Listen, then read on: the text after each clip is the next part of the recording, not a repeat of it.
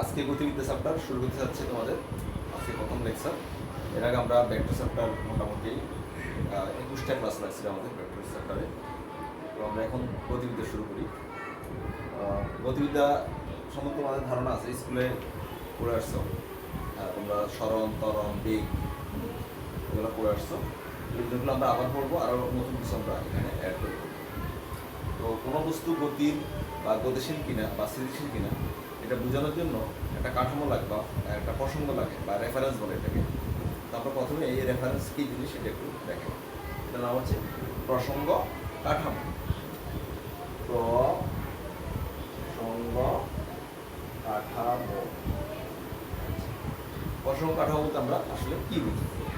এটা হচ্ছে তোমার কোনো বস্তুর গতির বর্ণনার জন্য ত্রিমাত্রিক স্থানে যে সুনির্দিষ্ট স্থানাঙ্ক ব্যবস্থা বিবেচনা করা হয় এবং যার সাপেক্ষে বস্তুটির গতি বর্ণনা করা হয় তাকে বলে প্রসঙ্গ কাঠামো। আমরা সংজ্ঞাটা লিখে দিই। কোনো বস্তুর গতির বর্ণনার জন্য কোনো বস্তুর গতির বর্ণনার জন্য ত্রিমাত্রিক স্থানে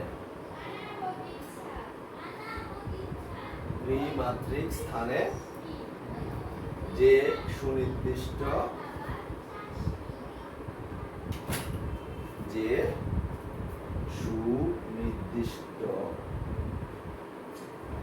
স্থানাঙ্ক ব্যবস্থা বিবেচনা করা হয়। স্থানাঙ্ক ব্যবস্থা বিবেচনা করা হয় এবং যার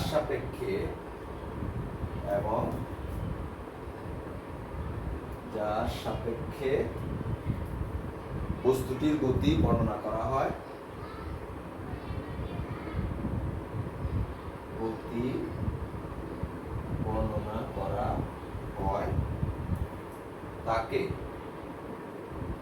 তাকে প্রসঙ্গ কাঠামো বলে।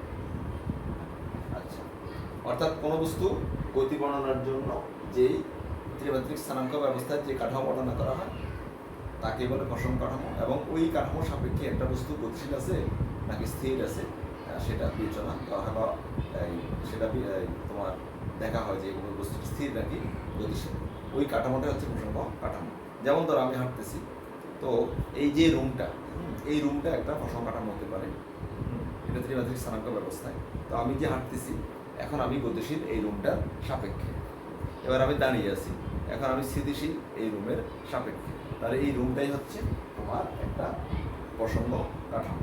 এটা হচ্ছে ত্রিমাত্রিক এবং আমার গতিটা বোঝানো হচ্ছে এই রুমের সাপেক্ষে। আচ্ছা, এই হচ্ছে আমাদের প্রসঙ্গ কাঠামো। এখন এই যে প্রসঙ্গ কাঠামো কথা আমরা বললাম, এটা দুই ধরনের হতে পারে। একটা হচ্ছে তোমার জড় প্রসঙ্গ কাঠামো, আর একটা হচ্ছে অজড় প্রসঙ্গ কাঠামো। তাহলে প্রথম আমরা বলবো জড় প্রসঙ্গ কাঠামো। এটা নাম হচ্ছে এখন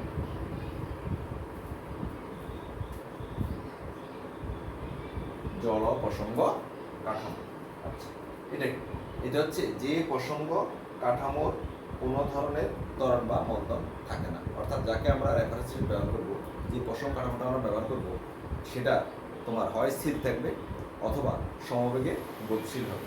তার কোনো ত্বরণ থাকবে না এবং কোনো মন্দন থাকবে না। তাহলে এই ধরনের প্রসঙ্গ কাঠামো যেটা স্থির থাকবে অথবা গতিশীল হতে পারে, তবে সমবেগে গতিশীল হতে হবে।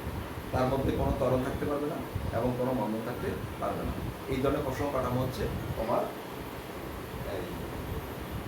জড় প্রসঙ্গ কাঠামো। আর এই জড় প্রসঙ্গ কাঠামোটা কি? যে প্রসঙ্গ কাঠামোর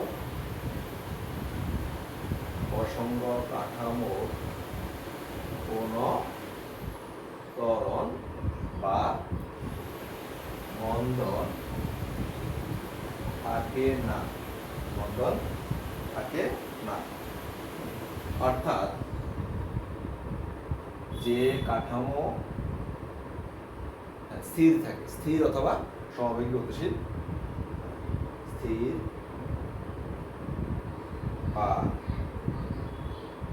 সমবেগে গতিশীল, সেই কাঠামোকে সেই কাঠামোকে জড় অসঙ্গ কাঠামো বলে। বুঝছো? যেমন ধরো তুমি রাস্তা দিয়ে হাঁটতেছো, তো রাস্তার পাশে একটা গাছ আছে, এই গাছটার সাপেক্ষে তুমি গতিশীল। গাছের পাশে একটা দোকান আছে, তো ওই গাছের সাপেক্ষে দোকানটা হচ্ছে স্থির। তাহলে এই গাছটি হচ্ছে একটি জড় প্রসঙ্গ কাঠামো। কারণ কি? কারণ গাছটা কিন্তু স্থির দাঁড়িয়ে আছে এক জায়গায়। গাছের মধ্যে কোনো তরণ নাই, কোনো মন্দন নাই, স্থির দাঁড়িয়ে আছে। তাহলে আমরা এই গাছটাকে বলবো যে তোমার যার সাপেক্ষে আমি গতিশীল বা তুমি গতিশীল আর একটা দোকান স্থির। তাহলে এখানে প্রসঙ্গ কাঠামোকে গাছ, এবং এই গাছটা হচ্ছে জড় প্রসঙ্গ কাঠামো, যেহেতু সে স্থির আছে, তার মধ্যে কোনো ত্বরণ নাই আর কোনো মন্দন নেই। এবার আসো, একটা ট্রেন, তুমি ট্রেনে করে যাচ্ছ, হ্যাঁ, ট্রেনটার সমবেগে গতিশীল, ট্রেনটা গতিশীল তবে সমবেগে, তার গতি বাড়েও না কমেও না।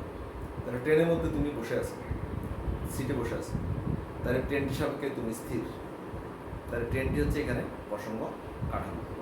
আবার ধরো ট্রেনের মধ্যে একজন হকার, হ্যাঁ, হেঁটে হেঁটে তার ধরো চানাচুর বিক্রি করতেছে, বা চানাচুরওয়ালা চানাচুর বিক্রি করতেছে, তাহলে ট্রেনটির সাপেক্ষে ওই চানাচুরওয়ালা হচ্ছে গতিশীল। তাহলে ট্রেনটি হচ্ছে এক্ষেত্রে প্রসঙ্গ কাঠামো। কী ধরনের প্রসঙ্গ কাঠামো? এটা হচ্ছে জড় প্রসঙ্গ কাঠামো, যেহেতু ট্রেনটা সমবেগে গতিশীল। তাহলে জড় প্রসঙ্গ কাঠামো চেনার উপায় হচ্ছে কাঠামোটি হয় স্থির থাকবে অথবা সমবেগে গতিশীল হবে। তাহলে আমরা বুঝবো এটা হচ্ছে জড় প্রসঙ্গ কাঠামো। সহজ কথা হচ্ছে এই কাঠামোতে কোনো ত্বরণ থাকবে না, কোনো ত্বরণ বা কোনো মন্দন থাকবে না। ট্রেনটা যখন ব্রেক করা হবে বা থামানোর জন্য ব্রেক করা হবে, তখন স্বাভাবিকভাবে তার গতি কমতে থাকবে, তখন কিন্তু এটার জড় প্রসঙ্গ কাঠামো থাকবে না। আবার যখন ট্রেনটা তোমার স্টেশন ছাড়ার পরে তার গতি ক্রমান্বয়ে বৃদ্ধি পাবে, তখন সেটা কিন্তু ওই জড় প্রসঙ্গ কাঠামো থাকবে না, কারণ গতি বৃদ্ধি পাওয়া মানে হচ্ছে তার ত্বরণ থাকা। আর আমরা বলছি যে কোনো ত্বরণ থাকতে পারবে না বা কোনো মন্দন থাকতে পারবে না, তাহলে সেই কাঠামোটা হচ্ছে জড় প্রসঙ্গ কাঠামো। এখন এই জড় প্রসঙ্গ কাঠামোতে তোমার নিউটনের যেই গতিসূত্র সমূহ আছে বা যেই সূত্রগুলো তোমরা পড়ে আসছো, আমরা পড়াবো অন্য চ্যাপ্টারে, সেইগুলো তোমার প্রযুক্তি হবে জড় প্রসঙ্গ কাঠামো। এবার আসো অজড় প্রসঙ্গ কাঠামো। এটা হচ্ছে স্বাভাবিকভাবেই জড় প্রসঙ্গ কাঠামোর উল্টা, অর্থাৎ যেই প্রসঙ্গ কাঠামো মধ্যে ত্বরণ থাকবে অথবা মন্দন থাকবে, সেই ধরনের কাঠামো হচ্ছে অজড় কাঠামো। তো এই সেটা আমরা লিখলাম না, তোমরা বুঝতেছো। অজড় কাঠামো হচ্ছে যেই প্রসঙ্গ কাঠামোর তোমার ত্বরণ বা মন্দন থাকবে, সেই কাঠামোটা হচ্ছে অজড় প্রসঙ্গ কাঠামো। যেমন একটু আগে বলছি, একটা ট্রেন যখন তোমার ব্রেক করা হবে, তার গতি ক্রমান্বয়ে কমতে থাকবে, তখন সেটা হচ্ছে অজড় প্রসঙ্গ কাঠামো। এই ক্ষেত্রে অজড় প্রসঙ্গ কাঠামোর মধ্যে নিউটনের যে সূত্রগুলো আছে সেগুলো কিন্তু তোমার প্রযোজ্য হবে না। যেমন একটা উদাহরণ, ধরো একটা ট্রেন সমতরণে গতিশীল, একটা ট্রেন স্থির অবস্থায় ছিল, ট্রেনের ভিতরে ধরো একটা বল আছে, বলটাও স্থির, ট্রেনটাও স্থির। এই অবস্থায় ট্রেনটা যদি সমতরণে গতিশীল হয়, তখন দেখবা যে বলটা পিছন দিকে চলে যাচ্ছে, কিন্তু বলটার উপর কোনো বল প্রয়োগ করা হয় না। তো নিউটনের সূত্র কি বলে, প্রথম সূত্র কি বলছে? বল প্রয়োগ করলে বস্তু গতিশীল হবে, যদি বল প্রয়োগ করা না হয় বস্তু গতিশীল হবে না। অর্থাৎ জড়তার সূত্র অনুযায়ী বল প্রয়োগ করলে কেবল বস্তু গতিশীল হবে। কিন্তু আমরা এখানে কি দেখলাম, একটা বল স্থির ছিল ট্রেনের মধ্যে, ট্রেনটা যখন গতিশীল হচ্ছে, ট্রেনের গতি যখন বাড়তেছে, অর্থাৎ ট্রেনটা যখন সমতরণে চলতেছে, তখন সেটা হয়ে গেছে অজড় প্রসঙ্গ কাঠামো। এক্ষেত্রে তুমি দেখবা যে বলটা পিছন দিকে চলে যাচ্ছে, অর্থাৎ বলটা গতিশীল হচ্ছে উইদাউট এনি ফোর্স, অর্থাৎ বল প্রয়োগ ছাড়াও বলটা গতিশীল হচ্ছে। এর মানে হচ্ছে অজড় প্রসঙ্গ কাঠামোতে নিউটনের সূত্রগুলো সঠিকভাবে মেনে চলবে। তাহলে আমরা দুই ধরনের প্রসঙ্গ কাঠামো পড়লাম, একটা হচ্ছে জড় কাঠামো আর একটা হচ্ছে অজড় কাঠামো। আমি জড় কাঠামোটা সংজ্ঞা লিখছি, অজড়টা লিখলাম না, এটা ঠিক উল্টা। যে প্রসঙ্গ কাঠামোর মধ্যে ত্বরণ বা মন্দন থাকবে, সেটা হচ্ছে অজড় প্রসঙ্গ কাঠামো। আচ্ছা, এই এখন আসো আমরা এই বস্তুর গতি নিয়ে আলোচনা। প্রসঙ্গ কাঠামো তো বুঝলাম, গতি আলোচনার জন্য অবশ্যই প্রসঙ্গ কাঠামো প্রয়োজন, কারণ প্রসঙ্গ কাঠামোর সাপেক্ষে একটা বস্তু স্থির থাকে অথবা বস্তু গতিশীল থাকে। এখন এই যে বস্তুর গতি, এটা আবার দুই ধরনের হতে পারে। একটা হচ্ছে পরম গতি আর একটা হচ্ছে আপেক্ষিক গতি। আমরা প্রথমে দেখাই তোমার পরম গতি। এটা হচ্ছে আমরা একটু আগেই বলছি যে কোনো বস্তু গতিশীল হবে একটা কাঠামো সাপেক্ষে, ঠিক আছে। এখন যেই কাঠামো সাপেক্ষে বস্তুটি গতিশীল হবে, সেই কাঠামোটি যদি অ্যাকচুয়ালি স্থির থাকে, অর্থাৎ স্থির কাঠামো সাপেক্ষে, পরম স্থির কাঠামো সাপেক্ষে কোনো বস্তু যদি গতিশীল থাকে বা গতিশীল হয়, তখন আমরা ওই বস্তুর গতিকে বলবো পরম গতি। এবং প্রশ্ন হচ্ছে পরম স্থির বলতে আমরা কি বুঝি? পরম স্থির বলতে বুঝি যদি বাস্তবিক পক্ষেই একটা বস্তু গতিশীল থাকে, একটা বস্তু স্থির থাকে, তখন আমরাও তাকে বলবো পরম স্থির বস্তু বা স্থির কাঠামো। যেমন একটু আগে উদাহরণ দিয়েছিলাম, তুমি রাস্তা দিয়ে হেঁটে যাচ্ছ, রাস্তার পাশে একটা গাছ আছে, তো গাছটাকে আমাদের আপাতদৃষ্টিতে মনে হচ্ছে স্থির, কিন্তু বাস্তবে গাছটা স্থির না। কারণ তোমরা জানো পৃথিবী সবসময় গতিশীল, নিজের অক্ষের উপরে ঘুরে আবার সূর্যের চারপাশেও ঘুরে। ফলে পৃথিবীর মধ্যে তো গাছটা আছে, তো পৃথিবীর উপর আছে গাছটা, তো গাছটাও তো পৃথিবীর অংশ হিসাবে ধরে নিতে পারি। পৃথিবী যেহেতু ঘুরতেছে, আমরা বলতে পারি গাছটাও ঘুরতেছে। তাহলে এক্ষেত্রে পশম কাঠামোকে আমার স্থির মনে হলেও বাস্তবে এটা স্থির না। বুঝতে পারছো?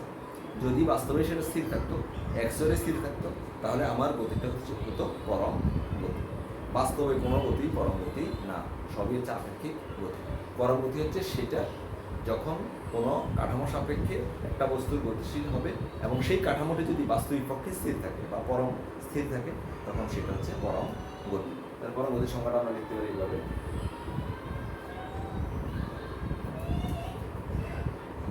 পরম গতি। আচ্ছা, প্রসঙ্গ বস্তুটি যখন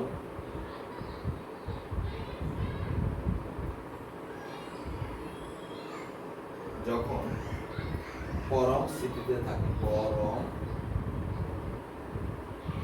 স্থিতিতে থাকে, তখন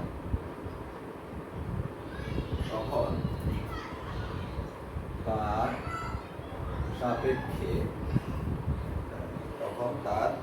সাপেক্ষে অন্য কোনো বস্তু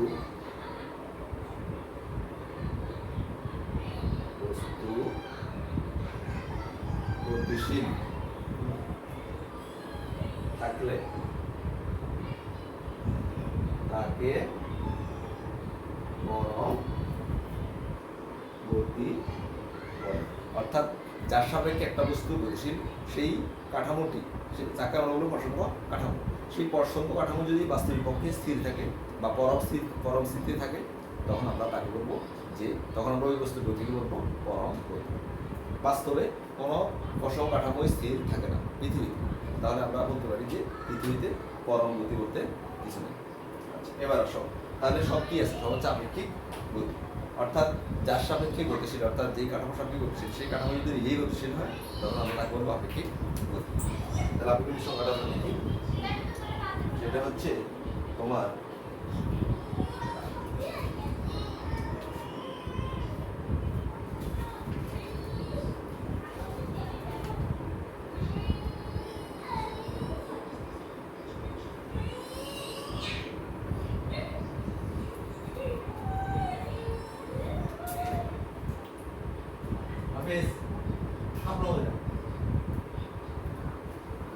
আপেক্ষিক গতি।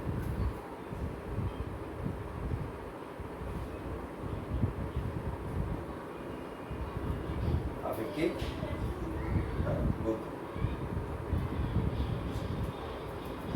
প্রসঙ্গ বস্তুটি যখন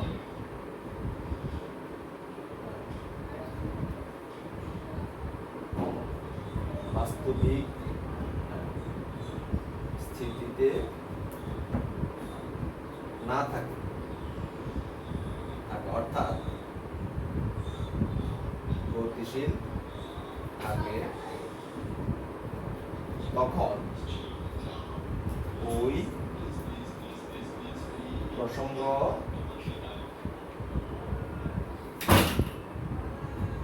বস্তুর সাপেক্ষে কোন বস্তুর গতিকে আপেক্ষিক গতি বলে। বুঝছো? অর্থাৎ যার সাপেক্ষে একটা বস্তুর গতি আমরা বিবেচনা করব, সেই বস্তুটি যদি নিজেই গতিশীল হয়, সেক্ষেত্রে আমরা বলবো যে ওই বস্তুর গতি হচ্ছে আপেক্ষিক গতি। বাস্তবে মহাবিশ্বের সকল গতি হচ্ছে আপেক্ষিক গতি, পরম গতি বলতে কিছু নেই। কারণ আমি যার সাপেক্ষে গতিশীল বিবেচনা করতেছি, হ্যাঁ, যেমন এই রুমটা আমি হাঁটতেছি এখন, তো এই রুমের সাপেক্ষে আমি গতিশীল, হ্যাঁ, তাহলে রুমটা হচ্ছে এখানে প্রসঙ্গ কাঠামো।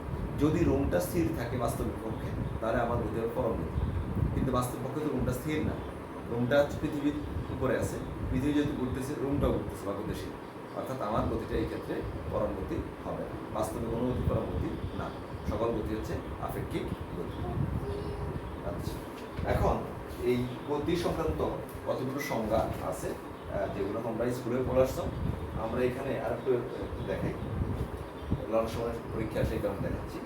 প্রথমে হচ্ছে স্মরণ। স্মরণ মানে সরে যাওয়া নির্দিষ্ট দিকে। তোমরা জানো স্মরণ একটি ভেক্টর রাশি, নির্দিষ্ট দিকে কোনো বস্তুর অবস্থানের পরিবর্তন হচ্ছে স্মরণ। তাহলে স্মরণের সংজ্ঞা কি? স্মরণ সংজ্ঞা হচ্ছে কোনো নির্দিষ্ট দিকে কোনো বস্তু সময়ের সাথে অবস্থানের পরিবর্তনকে বস্তুর স্মরণ বলে। স্মরণের সংজ্ঞাটা আমরা লিখি।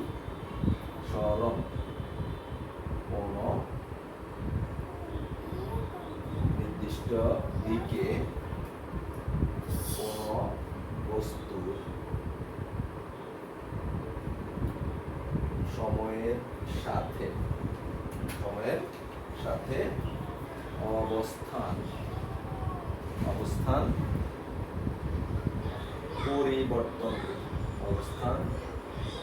পরিবর্তনকে স্মরণ বলে। আচ্ছা, হ্যাঁ, অবস্থানের পরিবর্তনটা হচ্ছে স্মরণ। যে ধরো এখানে একটা বস্তু আছে, এই বিন্দুতে একটা বস্তু আছে, বস্তুটি এখান থেকে এখানে চলে আসবে, একটু আঁকা বাঁকা পথে আসছে, তাহলে নির্দিষ্ট দিকে বস্তুর অবস্থান পরিবর্তন যেটা সেটা স্মরণ। অর্থাৎ ধরো এ থেকে বিতে আসলো, তবে আঁকা বাঁকা পথে। স্মরণ কতটুকু হবে? স্মরণ হচ্ছে এ থেকে বি এর যে দূরত্বটা, হ্যাঁ, এই পথে এ থেকে বি ডিরেকশন দিলাম আমি, এইটুকু হচ্ছে অ্যাকচুয়ালি, হ্যাঁ, স্মরণ নির্দিষ্ট দিকে। তাহলে আমরা নির্দিষ্ট দিকে বস্তুর অবস্থান যে পরিবর্তন, তাকে আমরা কি বলবো? তাকে আমরা বলবো বস্তুটির স্মরণ। আচ্ছা, এবার আসো, যদি বস্তুটি ঘুরে ফিরে, সে ধরো তুমি বাসা থেকে বেরিয়েছো, বাসা থেকে ঘুরে রাস্তায় হেঁটে আবার বাসায় চলে আসছে, এক্ষেত্রে তোমার অবস্থান কিন্তু পরিবর্তন হবে না, যেখানে ছিল সেখানে আছে। তাহলে এক্ষেত্রে স্মরণ হবে জিরো। স্মরণ হবে জিরো, বুঝছো? আচ্ছা, এখন আসো আমরা এই বেগ পড়াবো। বেগ না পড়ে আমরা আসলে গড় বেগ পড়াবো। গড় বেগ জিনিসটা কি? ধরো তুমি বাসা থেকে বের হলে স্কুলে যাবো, কলেজে যাওয়ার ক্ষেত্রে তুমি ধরো তোমার বাসায় একটু দূরে কলেজ থেকে, তুমি ধরো প্রথম বাসা থেকে বেরিয়ে কিছু দূর হাঁটার পরে তুমি সে ধরো রিক্সায় উঠলা, তো রিক্সায় কিছু দূর তুমি গেলা, এরপর তুমি ধরো বাসে উঠলা, বাস থেকে নেমে আবার তুমি রিক্সা উঠে কলেজে পৌঁছাবে। তাহলে কটা স্টেপ দেখো, তোমার প্রথমে হাঁটছিলা, হাঁটার সময় তোমার গতি একরকম ছিল, হ্যাঁ, আবার যখন রিক্সায় উঠছো তোমার গতি একটু বৃদ্ধি পেয়েছে, দেন তুমি আবার বাসে উঠে গেলা, তোমার গতি আরো বৃদ্ধি পেয়েছে, এরপর আবার রিক্সা উঠছো, গতি আবার কমে গেছে। তাহলে তোমার এই যে তুমি বাসা থেকে কলেজে গেছো, তোমার বাড়ি থেকে কলেজে গেছো, নির্দিষ্ট দূরত্ব, সে ধরো টোটাল হচ্ছে 8 কিলোমিটার তুমি পথ অতিক্রম করছো, তোমার বাড়ি থেকে কলেজ দূরত্ব হচ্ছে 8 কিলোমিটার। এই 8 কিলোমিটার হচ্ছে তোমার টোটাল, হ্যাঁ, স্মরণ। তো এই 8 কিলোমিটারের মধ্যে তুমি কিন্তু সবসময় একই বেগে যাও নাই, তোমার গতি ভিন্ন ভিন্ন ছিল। তাহলে তুমি কত বল বেগে গেছিলে বা তোমার বল বেগ কত হবে, সেটা হচ্ছে টোটাল দূরত্বটাকে, হ্যাঁ, বুঝছো, এক বিন্দু থেকে অপর দূরত্ব, অর্থাৎ তোমার বাড়ি থেকে কলেজের দূরত্ব যেটা, সেই দূরত্বটাকে মোট সময় ব্যবধান, অর্থাৎ তোমার বাসা থেকে কলেজে আসতে যে সময়টা লাগছে সেই সময় ব্যবধান দ্বারা ভাগ করলে যেটা পাওয়া যাবে সেটাই হচ্ছে তোমার গড় বেগ। তাহলে গড় বেগের সংখ্যা কীভাবে দেখা যায়? যে কোনো সময় ব্যবধানে কোনো বস্তুর মোট স্মরণকে ওই সময় ব্যবধান দ্বারা ভাগ করলে যে রাশি পাওয়া যায় তাকে বস্তুর গড় বেগ বলে। এই সময়ের মধ্যে তোমার গতির পরিবর্তন ঘটছে, কখনো বাড়ছে কখনো কমছে, তাহলে গড় বেগ হচ্ছে টোটাল মোট স্মরণটাকে মোট সময় ব্যবধান, অর্থাৎ তোমার এক বিন্দু থেকে অপর যেতে যে সময়টা লাগছে সেই সময় ব্যবধান দ্বারা ভাগ করলে যেটা পাওয়া যাবে সেটা হচ্ছে আমাদের গড় বেগ। আমরা এটাকে লিখে এভাবে সংখ্যাটা লিখতে পারি, গড় বেগের গড় বেগ যে কোনো সময় ব্যবধানে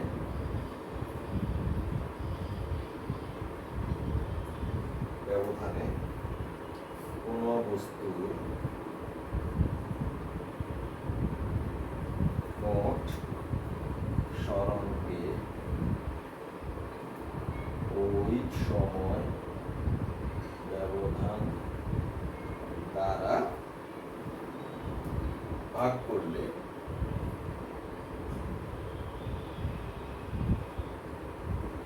যে রাশি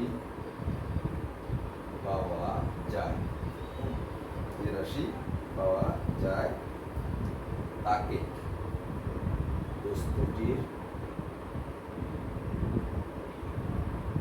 গড় বেগ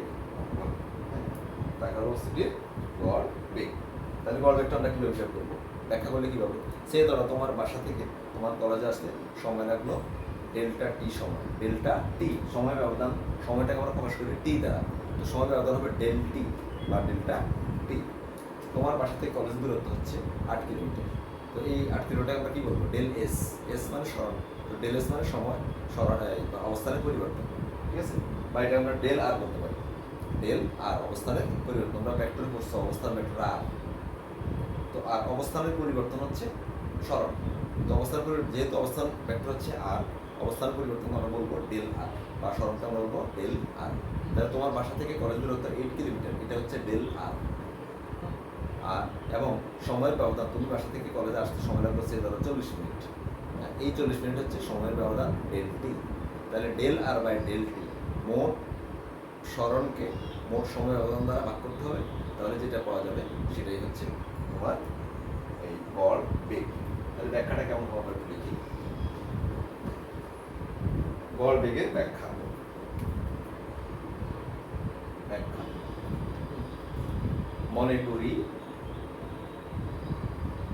মনে করি ডেল টি ডেল্টা টি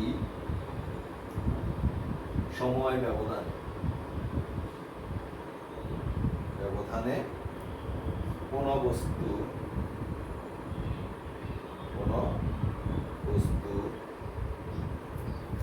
মোট সরণ ডেল আর,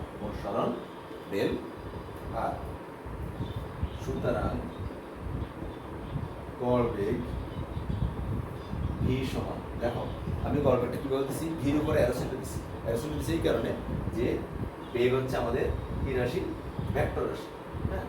আচ্ছা, ভির উপরে অ্যারোসিলটা দিলাম, বেগ হচ্ছে ভেক্টর রাশি, তার উপরে একটা লাইন দিলাম, ছোট একটা লাইন, এই যে ছোট একটা লাইন, এটা হচ্ছে বার, এটা বোঝাচ্ছে গড় বেগ, অ্যাভারেজ বোঝানোর জন্য বা গড় বোঝানোর একটা বার দিলাম। তাহলে গড় বেগ হচ্ছে মোট সরণ del R divide by del T, এই হচ্ছে আমাদের গড় বেগ। আচ্ছা, এই গড় বেগ দিল আমাদের del R divide by del T. এখন এই যে সরণটা যদি একটা নির্দিষ্ট অক্ষ বরাবর হয়, সে ধরো যদি এক্স অক্ষ বরাবর হয়, তাহলে এখানে ডেল আর না হবে ডেল এক্স, কি হবে? Del x.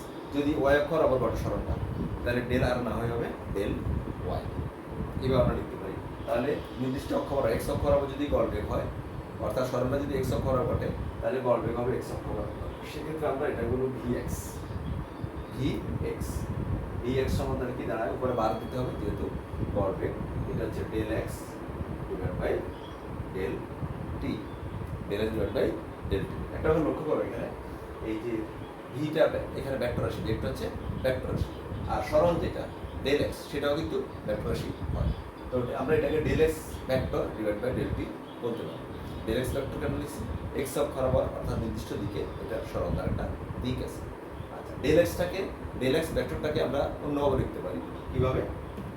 সেটা হচ্ছে আমরা ডেল এক্স ভেক্টর না দিয়ে ডেল এক্স জাস্ট একটা মান লিখতে পারি, তাহলে del X by del T লিখতে পারি, সেক্ষেত্রে এটা কিন্তু স্কেলার রাশি হয়ে যাবে।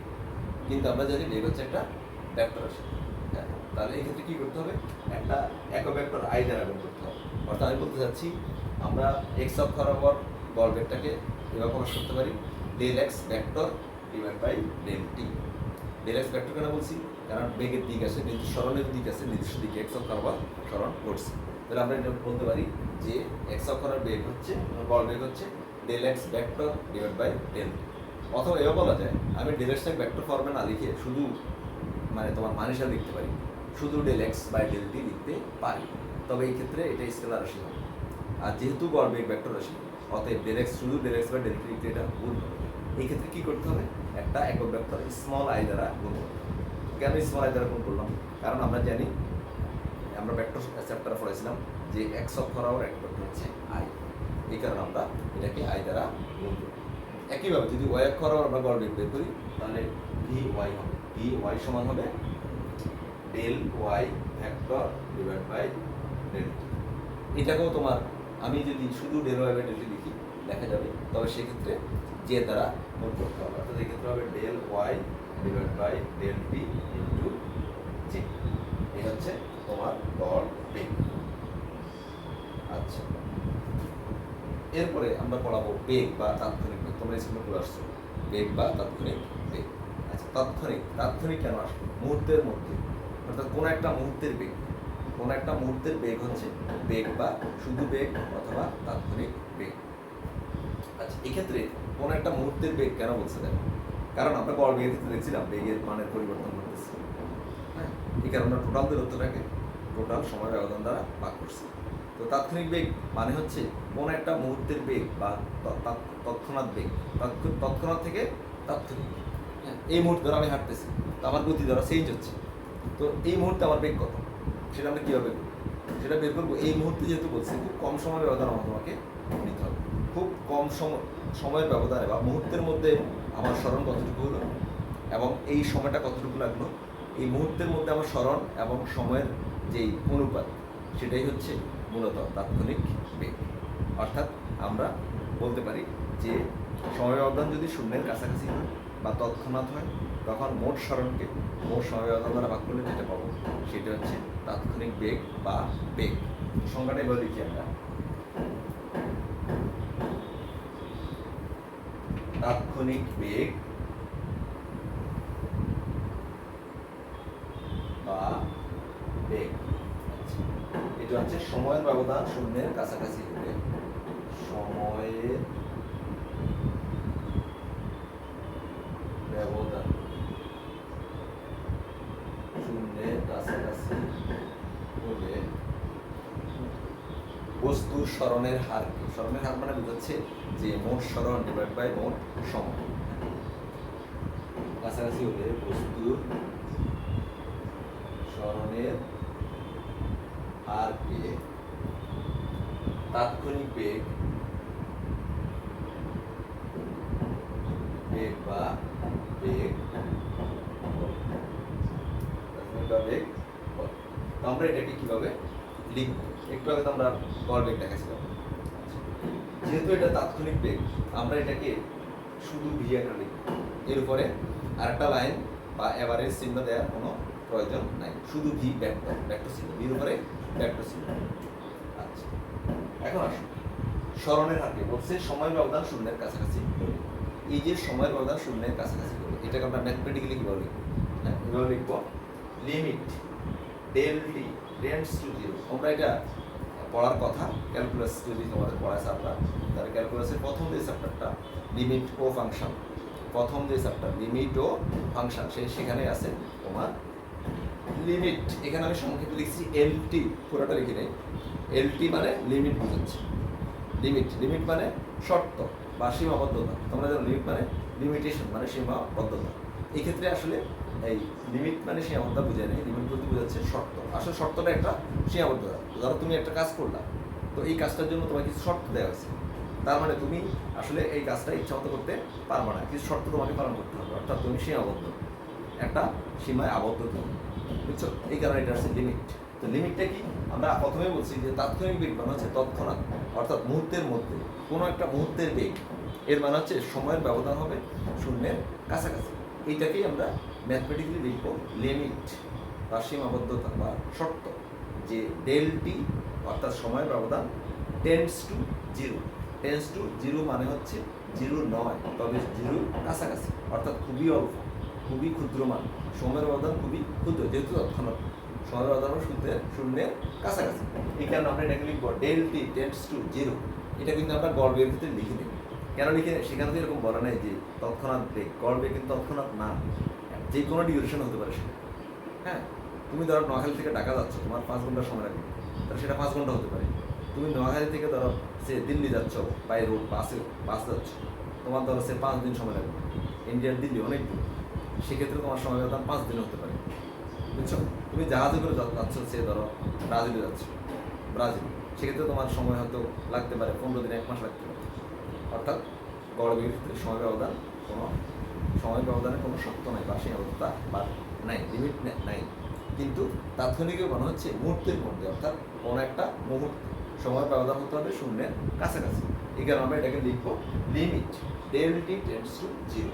এই পুরো জিনিসটাই ম্যাথমেটিক্স বোঝানো হয়েছে যে সময় ব্যবধান শূন্যের কাছাকাছি। তাহলে বলছে সরণের পরিবর্তনের হার কি? সরণ আমরা বলতে পারি ডেল আর, ভেক্টর অবশ্যই হবে, হ্যাঁ, del R divide by del R vector divide by del T. Clear হয়েছে? তাহলে আগেরটার মতোই, অর্থাৎ গড় বেগের মতোই, শুধু একটা শর্ত অ্যাড হয়েছে। সেই শর্তটা হচ্ছে সময়ের ব্যবধান শূন্যের কাছাকাছি, ডেল টি টেন্ডস টু 0। কারণ তাৎক্ষণিক বিজ্ঞান হচ্ছে কোনো একটা মুহূর্তের বেগ, মানে সময় ব্যবধান শূন্যের কাছাকাছি। এই পুরো জিনিসটাকে, অর্থাৎ del T limit del T tends to 0 del R by del T, এটা মানেই হচ্ছে তোমরা ম্যাথ ক্যালকুলাসে পড়বা, সেটা হচ্ছে অ্যাকচুয়ালি অন্তরীকরণ বা ডিফারেন্সিয়েশন। অর্থাৎ সময় ব্যবধান শূন্যের কাছাকাছি হলে ডেল আর বাই ডেল টিটাকে আমরা লিখতে পারি ডিফারেন্সিয়েশন অফ আর, অর্থাৎ ডি আর বাই ডিটিটাকে লিখতে পারি। এই পুরো জিনিসটাকে আমরা বলতে পারি ডি আর বাই ডিটি, অর্থাৎ সময়ের সাপেক্ষে সরণের পরিবর্তনের হার। এই পুরোটাই হচ্ছে অ্যাকচুয়ালি ওই তাৎক্ষণিক পরিবর্তনের হার বা শুধু পরিবর্তনের হার। তুমি ডিফারেন্সিয়েশন হিসেবে লিখতে পারো ডি আর বাই ডিটি। সেক্ষেত্রে আর লিমিট দেওয়ার কোনো প্রয়োজন নেই। এই জিনিসটা ম্যাথে আছে, ম্যাথে দেখবা তোমরা লিমিটের পরে যে ক্যালকুলাস আছে সেখানে এটা দেখাইছি, বুঝছো? আচ্ছা, তাহলে আমরা বলতে পারি এইভাবে লিখতে পারি del T tends to 0 del R by del T, অথবা সরাসরি বলতে পারি যে ডি আর বাই ডিটি। এই হচ্ছে আমাদের বেগ বা তাৎক্ষণিক বেগ। এখন এটাকেও আমরা একমাত্রিক করতে পারি, অর্থাৎ এক্স অক্ষ বরাবর দেখাতে পারি, ওয়াই অক্ষ বরাবর দেখাতে পারি। যদি এক্স অক্ষ বরাবর হয় সেক্ষেত্রে আমরা বির উপরে বির সাথে একটা এক্স লিখবো, ডিএক্স মানে এক্স অক্ষ বরাবর তাৎক্ষণিক বেগ বা বেগ। ভেক্টর চিহ্ন অবশ্যই দিতে হবে, এটা হবে এরকম ডেল টি লিমিট অবশ্যই দিতে হবে ডেল টি টেন্ডস টু 0, শুধু ডেল আর পরিবর্তে হবে ডেল এক্স। কি হবে? ডেল আর পরিবর্তে del X by del T. বা এই পুরো জিনিসটাকে লেখা যায়, এখানে যেন আগে যেরকম লিখছি ডি আর বাই ডিটি, এখন লেখা যাবে ডি এক্স বাই ডিটি, বুঝছো? এটা হচ্ছে এক্স অক্ষ বরাবর বেগ বা তাৎক্ষণিক বেগ।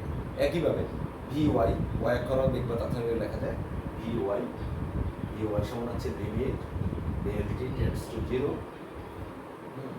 Del Y by del T. আমরা del Y by del T লিখতে পারি, বা এটাকে লিখতে পারি ডি ওয়াই বাই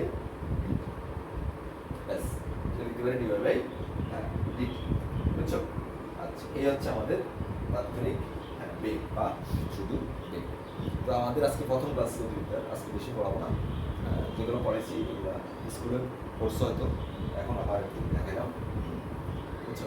আমাদের এই আজকে এটুকু থাক, তোমরা ভেক্টর চ্যাপ্টারটা ভালো করে শেষ করো। আমরা এটাও এগিয়ে নিয়ে যাচ্ছি। যারা পরে অ্যাড হয়েছে বা পরে জয়েন করতেছো তারা ভেক্টর এই স্টেপ বাই স্টেপ আগাবা, অর্থাৎ লেকচারগুলো ফলো করবে, হ্যাঁ, বা ধারাবাহিকতা বজায় রাখবা, 1 2 3 ভাবে রাখবা, নাহলে তোমাদের বুঝতে হয়তো কষ্ট হতে পারে, সমস্যা। তো ঠিক আছে, আজকে থাক, সবাই ভালো থাকবে, আল্লাহ হাফেজ।